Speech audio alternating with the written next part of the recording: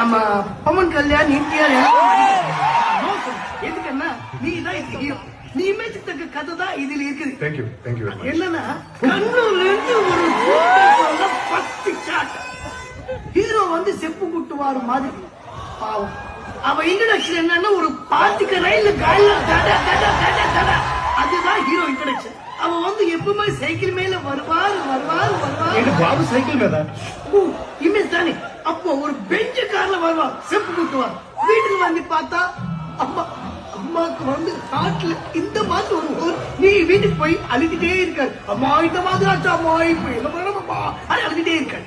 இப்போ வந்து ஹீரோயின் வந்து ஒரு கோட்டை சொல்லி கூதும். அப்ப வந்து ஹீரோயின் வந்து ஒரு கட்டிங்